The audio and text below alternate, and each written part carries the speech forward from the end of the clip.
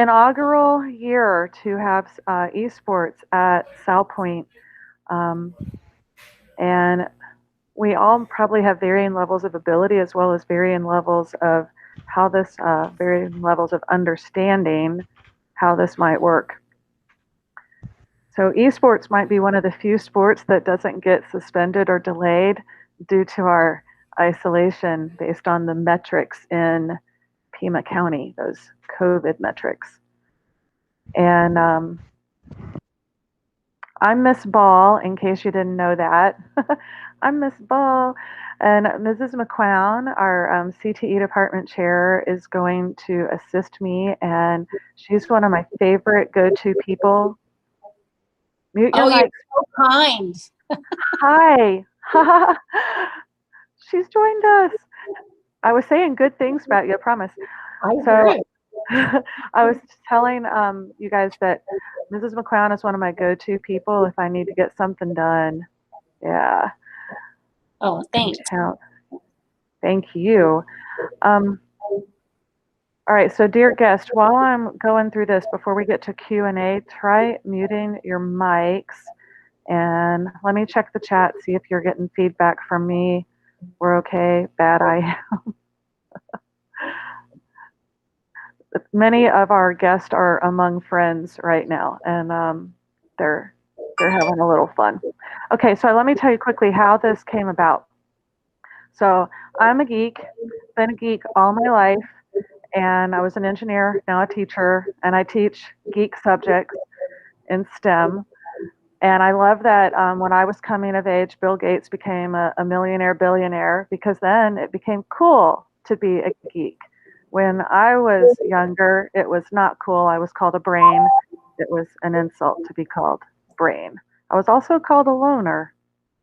But now I teach in STEM, and I want to encourage others who enjoy the kinds of things that I do to pursue STEM careers. And I want you to have even more scholarship opportunities. And so I was with the Laudato Si group last February from 12 different schools in the country.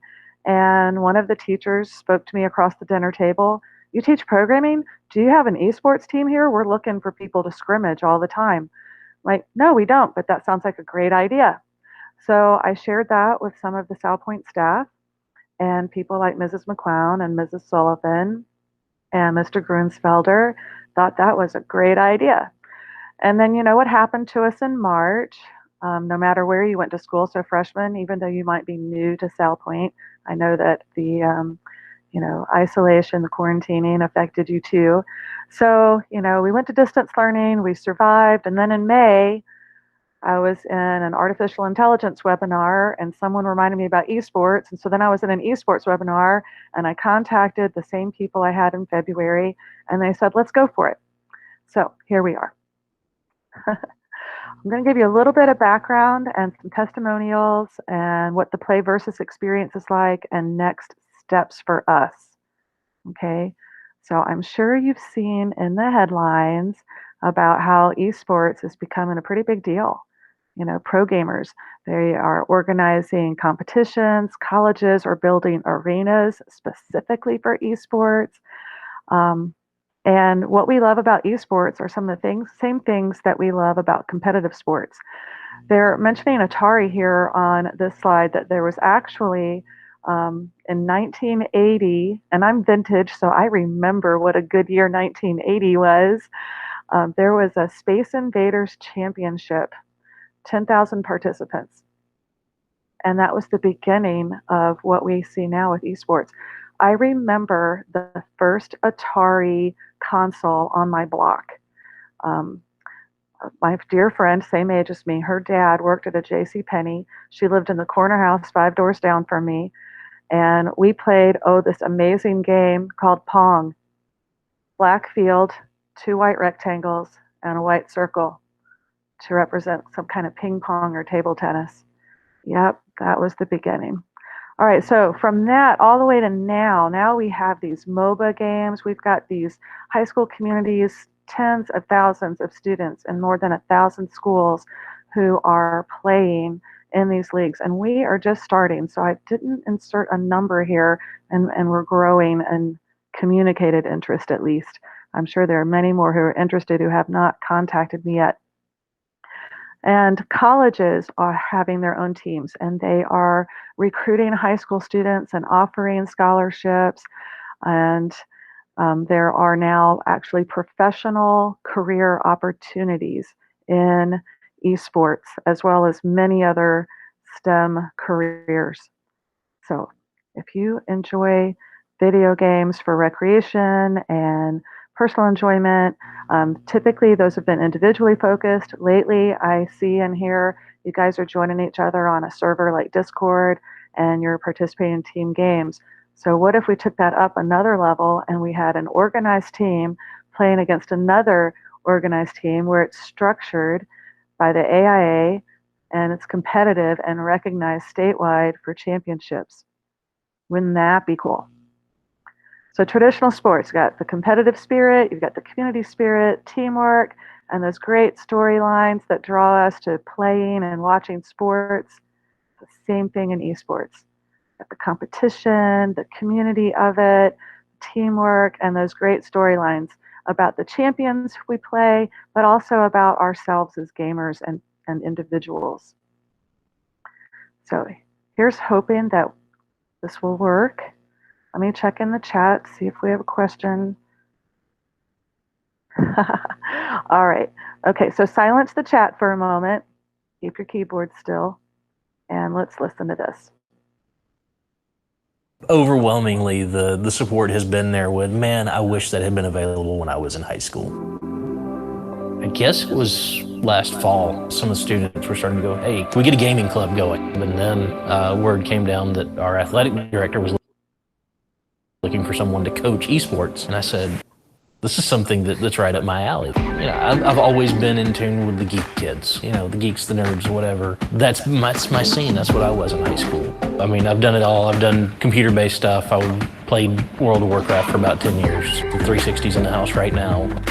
The main thing that I did to help find interested students is I told all of my classes, if you have friends who are interested, please send them this way. That anybody can join. I'm not going to limit this. For our first season playing, we have come in at approximately 23 kids. I've got one full League of Legends team. I've got 3 Rocket League teams. That's where we started at, and I'm looking forward to it growing. To get started in this, it was let me learn about the games that are out there. Let me see what I need to figure out. And then I figured out that the kids are going to know more than I ever will. The opportunity for any kid to be skilled at something and be able to have a chance to pass that knowledge on, to look at somebody else and go, hey, I realize I'm not going to be here for more than a couple of years, and we want this team to keep doing well. Let's get your skill up so that you can take my spot. Absolutely, that's part of giving the kids that bit of ownership in the sport. This is the first time we've done this at our school. How much of a legacy do you want to leave? Do you want to be the guy that's helping bring the next generation here at the school along, or are you going to be the one who's like, no, I'm the best and I don't want anybody else to challenge me? When I've got my lead for League of Legends going, okay, we're invading here, I'm marking the point, everybody get here, they're learning how to really work together and develop those skills that they're going to be able to use the rest of their lives.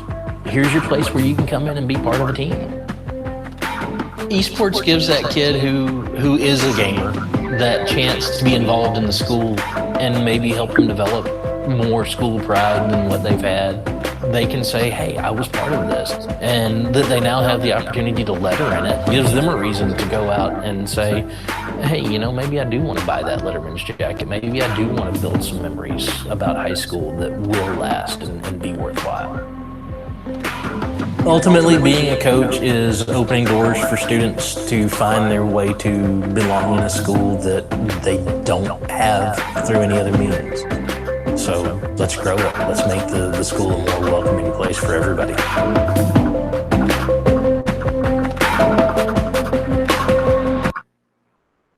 Okay, so that's that testimonial, and here's the next one. I was always told growing up, it's gonna rot your brains, it's a waste of time, and then like now I see where esports is at, and my family and I at home, we watch the League of Legends championship. One of the students here at BC, he came to me and said, hey, we're really interested in starting an esports team. Like BC needs an esports team, and can you help us? I was a little bit apprehensive because I did not play video games and I wasn't sure what it would all entail. But then that same student came to my door almost every day the first week of school and said, "Have you talked to the principal? What's going on with the esports team?"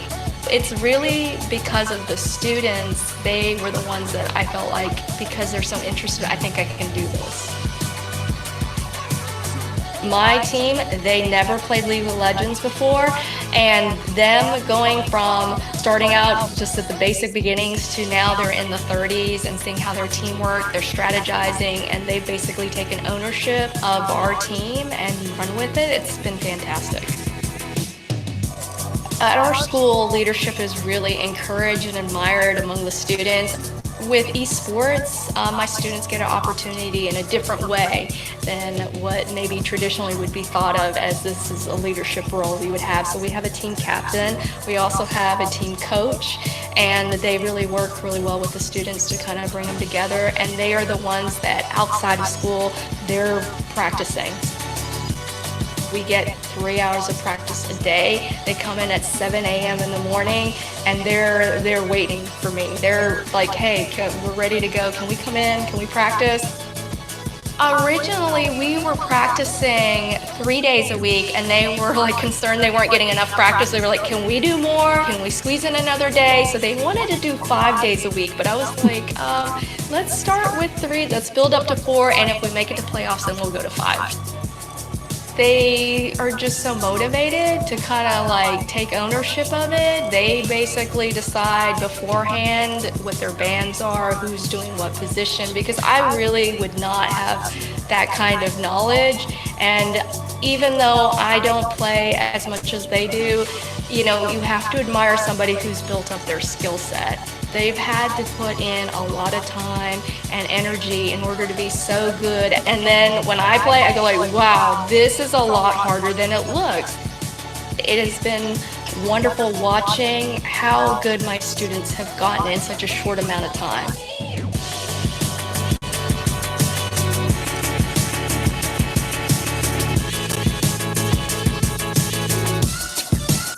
All right. Thank you. I hope that sound quality and video quality looked all right, sounded all right for you guys. Super. Okay. So here are some other reasons that I'm interested in helping Salpointe get an esports team. It's not just about gaming. And these are things that parents and other teachers and administrators are going to want to know, because they may not understand esports the same way that those of us on the call would understand it. But these are some of the life skills that you're building up. And, sportsmanship, I might, imagine that it's one. Teamwork, definitely. But did you know that you can further develop your conceptual thinking and your resilience? And, here's a testimonial from a high school gamer who said that, esports brought confidence. So I think that's pretty good. Got a couple coaches' testimonials here talking about how inclusive esports can be. And I did actually have a female student who asked to join the call. I don't know if she actually made it into the call, but I used to be the only woman in the engineering department in the truck plant. And it is okay. I liked hanging out with geeks, even if they were all guys. But I have a challenge for you. If you know a girl gamer, bring her into esports with us, because I would love that. It's good. Okay, another coach talks about how Play Versus affected the community.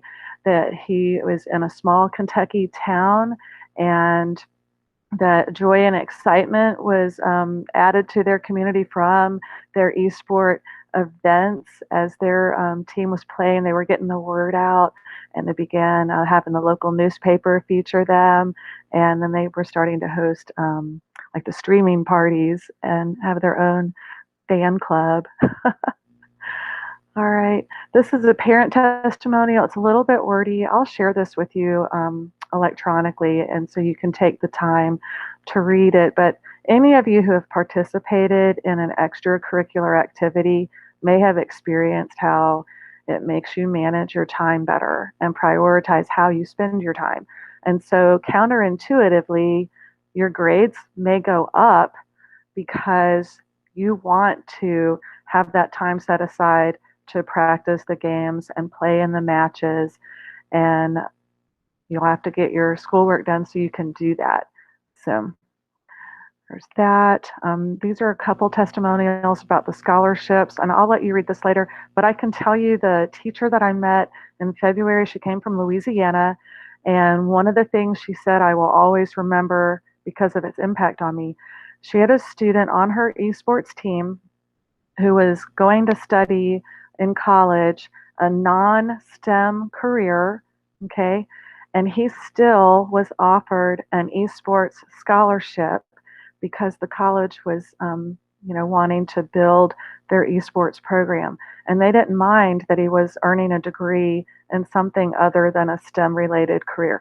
What they wanted was a student who had experience with esports because it took the student beyond gaming and gaming within a team.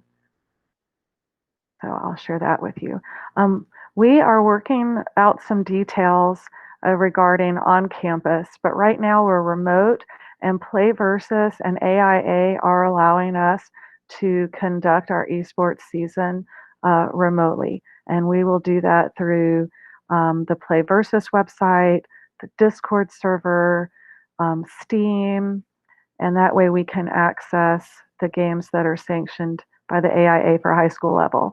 And those would be League of Legends and Rocket League. Okay. There are 2 seasons for esports. There's a fall and a spring. And I know many Salpointe students are multi-sport athletes. So you may choose the fall or the spring. Right now I'm recruiting strongly for fall. If you are unavailable for fall and yet you're interested in returning for the spring, please let me know. Many of you would be interested in both and being here all year. Okay, so there's preseason and regular season and postseason, and the actual dates are on the Play Versus website. Everyone in this call received an invitation to this event. I also had Play Versus invite you to that website if you had not already joined us on your own accord. Okay. In the postseason, I just wanted to mention this before I leave it. That's where we get into championship season, where there are the brackets and the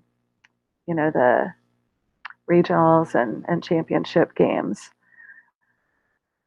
Okay, so AIA structures, organizes the esports leagues through Play Versus, and Play Versus is an online provider that partners with the game developers like Riot for League of Legends, and the one for Rocket League is escaping my mind right now. But Play Versus has partnered with those. Used to, you had to pay for Rocket League. This year, outside of Play Versus and outside of esports, you used to have to pay for Rocket League. This year, I think Rocket League, may have released a free version just this month. I haven't confirmed that. But Play Versus ensures that we all have access to the games. And it's premium game access where your accounts are included, you have a season pass, the characters, champions are unlocked for us. And they do, like I said, manage our scheduling. So our matches and scrimmages. In the Discord, there's a Play Versus coaches channel for us to communicate with each other. Play Versus keeps our data private and safe. So some of you freshmen are going to be learning about digital citizenship soon. And that's very important to all of us at Salpointe and to your families, that we keep your private information and your data safe and secure. So other users will be able to see your player names and your in-game accounts.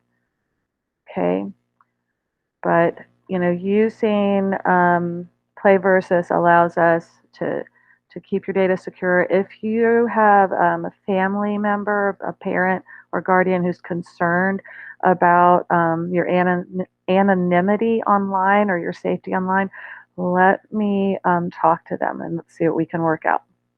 Okay, Play Versus keeps track of all the ranks and standings for the teams and individuals. And there are even now scouts and recruiters who, use these team and player stats to, find out who to offer those college scholarships to for esports. Or if you're really good, maybe a pro scout will find you. All right, so next steps. Okay, for students, if you haven't already, because I had a small group this summer, we were trying to figure some of this out. So there's an interest survey, and when I share this with you electronically, you'll have access to this link. So that will have some questions in it about League of Legends and Rocket League. And then you want to share all this information with your parents. Right now, the most recent information I had about the schedules were that matches for League of Legends occur on Tuesdays and for Rocket League on Thursdays. So we could practice on Monday and Wednesday. I'm open to, revising that if we need to, as the team, desires. And we'll be asking for some commitment. So there is a participation agreement. That's what this permission form is. It's a participation agreement. And I would want students and a parent or guardian to sign that. We have a code of conduct that you need to agree to. And so here's the link that shows you the code of conduct. And when you get into this agreement, you're agreeing to it all. Okay. Being an AIA sport, there are fees involved.